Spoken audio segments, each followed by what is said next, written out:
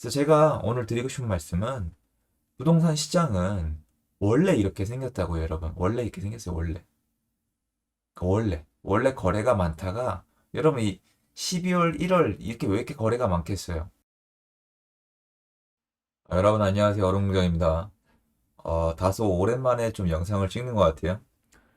요새 좀 불안하신 분들, 걱정하시는 분들, 아니면 뭐 기대하시는 분들 좀 다양한 것 같은데 지금 전세 물량이 조금 쌓이면서 거래가 잘 안 되고 내려간다고 말씀하시는 분들이 많아요. 그리고 제가 전국에 있는 모든 부동산을 보는 건 아니지만 그런 곳들이 있겠죠. 뭐 최고가에 비해서 좀 낮게 찍혔다. 아니면 뭐 거래량이 현격히 줄어들었다. 아니면 전세 물량이 쌓이고 있다. 전세가 안 나간다. 뭐 이런 것들이 있을 겁니다.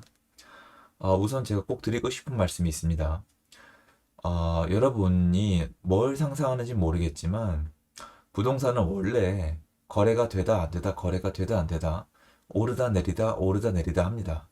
지금 시장이 완전 비정상인 거지. 지금 거래가 되다가 좀 안 되거나 막 오르다가 좀 들어오르거나 막 오르거나 좀 떨어진다고 해서 비정상이 아닙니다. 근데 아무래도 너무 많이 올라 버리고 전세가조차도 극도로 불안하기 때문에 약간의 변화에도 사람들이 예민하게 좀 반응하는 것 같습니다. 저는 보면서 좀 다소 아쉽다고 느낀 게 뭐냐면 평소 아니면 평소라가 싫다면 작년 2020년 한 해 동안의 부동산의 거래 움직임을 봤다면 지금의 현상에 대해서 조금 더 좀 논리적으로 생각할 수 있을 텐데 그런 과정 없이 그냥 바로 내가 보고 싶은 부분, 전세 물량이 올라가고 있다. 매물이 쌓이고 있다. 이전가 신고가 대비 싸게 거래되고 있다. 이것만 놓고 부동산 시장이 하락하고 있다고 생각하는 거는 좀 다소 내 자신에게 설득력이 좀 떨어지지 않나라는 생각이 들어요.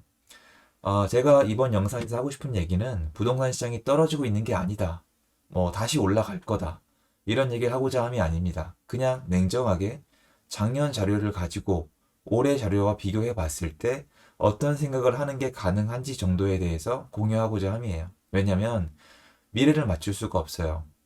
상승하든 말든 사실은 그걸 제가 어떻게 할 수 있는 사람이 아니라 그냥 시장에 참여하고 있는 한 사람일 뿐이기 때문에 제가 뭔가 들여다보는 부분이 또 있겠죠. 그래서 작년 2022년 부동산 거래량을 가지고 또 몇몇 단지를 가지고 올해 한번 비교를 해보겠습니다. 자, 지금 제가 띄워놓은 화면은 뭐냐면요. 작년 2022년 전국의 아파트 거래량이에요. 작년입니다. 제가 왜 과거 자료를 꺼내들지 않고 작년 자료를 꺼내고 있냐면요.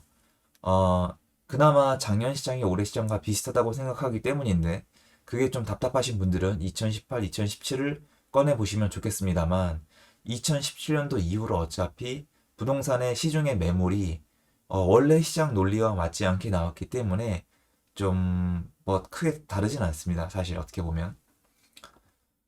작년을 보시면 커서가 보이시죠? 작년을 보시면 1월달, 2월달까지 거래량이 늘다가 줄어듭니다. 3월, 4월, 그리고 5월달까지도 낮은 거래량을 유지하고 있다가 6월로 접어들면서 거래량이 가파르게 다시 오릅니다. 그리고 7월이 넘어가면서 다시 거래량이 내려갑니다. 이 낮은 거래량이 그대로 유지가 되다가 10월달부터 다시 올라갑니다. 여러분이 봤을 때 어떠세요? 제가 질문하고 싶은 건 이거예요. 지금 저희가 3월 달에 있죠. 3월 달과 4월 달에 있는데 이렇게 거래량이 줄고 있죠. 작년, 이건 지금 올해가 아니에요, 여러분. 2020년도입니다. 전국 기준이고요. 이 당시에 무슨 얘기가 나왔을까요? 작년엔 코로나 이슈가 더 심했죠. 코로나가 나왔기 때문에 이제 끝장이다. 코로나 때문에 부동산이 하락하는 중이다. 코로나를 이겨내지 못할 것이다. 이런 얘기들이 나왔었겠죠. 당연히 이때 이제 물건 쌓인다. 이제 끝났다란 얘기가 나오고 있었습니다. 단 전세는 좀 문제가 되고 있었죠. 그리고 나서 그런 얘기들이 5월달 이후로 쏙 들어갑니다. 제가 묻고 싶은 건 지금도 마찬가지죠. 저랑 의견이 다르다고 비난하거나 틀렸다고 말씀드리는 게 아니라, 어, 틀렸을 때도 할 말은 해야 되는데 사람들은 자기 주장을 마치 맞다고 주장을 하고 누군가를 비난하면서 자기 주장과 다르게 시장에 가면은 그냥 아무 생각 없이 등을 돌립니다. 왜냐면 많은 분들이, 그런 분들은 시장 참여자가 아니기 때문입니다. 결국 자기 발전도 없고 자기 과실도 없죠. 자, 이때부터 침묵합니다. 다시 시장의 거래량이 늘면서 본격적으로 시세가 상승하는 하반기에는 완전히 침묵을 합니다. 할 말이 없는 거죠. 요때 컨텐츠는 다 팔아먹습니다. 왜? 하락하고 있으니까. 왜 이랬을까요? 여러분, 2020년도에 왜 이런 그래프가 만들어졌는지를 내가 알아야, 내가 설명할 수 있어야 올해 그래프를 도입했을 때 합리적인 논리를 만들 수가 있겠죠. 이겁니다.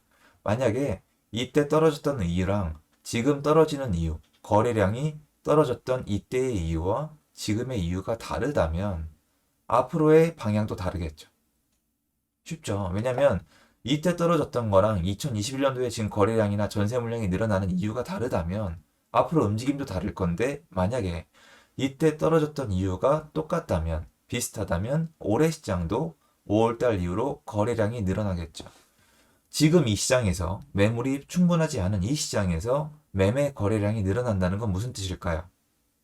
예, 거의 지금 시장에서는 매물이 정말 넘치는 곳이 아니고서는 거래량이 늘면서 매가에도 영향을 줄 확률이 높습니다.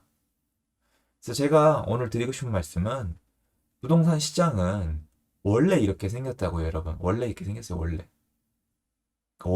원래 거래가 많다가, 여러분 이 12월, 1월 이렇게 왜 이렇게 거래가 많겠어요? 애기들 학교 보내야 되잖아요. 그래서 학군 수요 때문에 11월, 12월, 1월까지 거래를 하다가 학교 이제 보냈죠. 1월 달까지 계약을 했으면 언제 이사해요? 지금 3월 달, 4월 달에 이사 차량 못 보셨어요? 인테리어 하는 곳, 이사하는 곳 많습니다. 그래서 이사하고 실제로 계약은 이루어지지 않아요. 그래서 거래가 쭉 내려가다가 이제 신혼부부나 아니면 2학기 학교 수요나 뭐또 수요가 생기겠죠, 뭐. 그럼 좀 올라갑니다. 올라간다고 뭐 매매가가 바로 영향을 받는지는 매해 다르기 때문에, 얘가 매매가가 올라간다고 보는 거는 뭐 완전한 구체적이지 않아요. 올라갑니다. 올라가다가 이제 또 한번 수요가 소진이 됐잖아요. 봄철 지나갔으니까 신혼부부 수요나 2학기 수요나 한번 꺼집니다. 그러다가 다시 올라가요. 언제죠? 또 학기 수요가 움직이잖아요. 그리고 아시겠지만 또 요번 시즌에 또 보면은 요즘에 또 사람들이 집을 구하러 나옵니다. 연말 되면서. 그래서 집을 구했다가 소진됐다가, 집을 구하다가 소진되니까 가만히 있다가 또 집을 구하러 나오고, 이런 식으로 매해 좀 차이가 있어요. 왜냐면 세금이나 관련법들이 있기 때문에. 자, 그런데 어차피 부동산 시장은 1년 내내 불타오르는 게 아니라 이렇게 오락가락 한다는 겁니다. 자, 많은 분들이 지금 요 시장에서 시장이 지금 하락한다, 이제 폭락 전조다라고 말씀하시는 분들이 많은데, 틀렸다는 뜻이 아니라, 그러면 작년 시장은 왜 이 상태에서 폭락하지 않았는지 설명할 수 있고 스스로 납득할 수가 있어야 됩니다. 지금 폭락으로 간다면 과연 과거에 작년에 이 시장에서는 왜 그러지 않았는지 한번 생각을 해볼 필요가 있겠죠. 전 그래서 사실은 이 지금의 시장 있죠. 전세가 좀 쌓이고 매물이 쌓이고 옛날보다 덜 비싸게 팔리고, 이 시장 저는 지극히 정상이라고 보고 있거든요. 지극히 정상. 그래서 여러분, 제가 좀 새벽이라서 목이 좀 깨집니다. 요새 정규 강의 이후에는 좀 목이 좀 이렇습니다. 죄송하고요. 그러니까 지금 시장은 원래대로 돌아간다고, 여러분. 원래대로. 그래서 이상하다고 저는 생각하지 않아요. 저는 그러니까 지금 당연하다고 생각을 해서 당연한 거예요, 여러분. 어떻게 여러분이 자동차를 사도 한 번 사면은 한동안 못 사고요. 여러분이 반팔 티셔츠를 입어도 여름에 많이 입고 팥빙수를 먹어도 겨울에 더 많이 먹잖아요. 나란 인간도 뭔가를 할 때 시즌이 정해져 있는데, 사람들이 1년 내내 집을 많이 살 거라고 생각을 하세요? 그분들은 시장 참여는 일제히 하지 않으면서 지금 단순히 나오는 현상을 가지고 나한테 맞춰서 해석을 하시는 건데, 인간의 본능이기 때문에 이해는 해요. 그리고 많은 분들 생각대로 지금 시장이 뭐 이제 거래가 이제 안 되고 하락할 수도 있어요. 어쩔 수 없죠. 그거는 시장이 어떻게 될지는 내가 정하는 게 아니라 시장 참여자들이 정할 테니까요.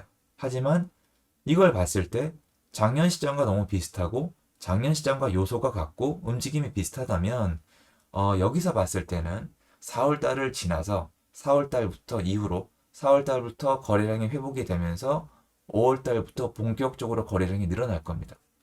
자, 아파트 단지를 몇 개 볼까요? 아현동에 있는 마포 레미안 프루지오인데 아무래도 단지가 많다 보니까 이런 것들이 거래량을 보면 좀 들여볼만 하겠죠. 볼까요? 2020년도로 볼게요. 거래가 굉장히 많네요, 여러분. 와. 자, 2019년을 지나서 여러분, 2019년을 지나서 16억, 14억, 16억, 14억 왔다 갔다 합니다. 왜 이렇게 왔다 갔다 하는지 아세요? 층이나 동이나 향에 따라서 가격 차이가 많이 나고요. 뭐 기타 등등 뭐 월세가 꼈는지 전세가 꼈는지 이런 얘기는 일단 뒤로 넘기겠습니다. 자, 2019년 10억, 2019년 이후에 15억, 16억 하다가 14억, 14억, 14억, 14억, 14억. 보세요, 여러분.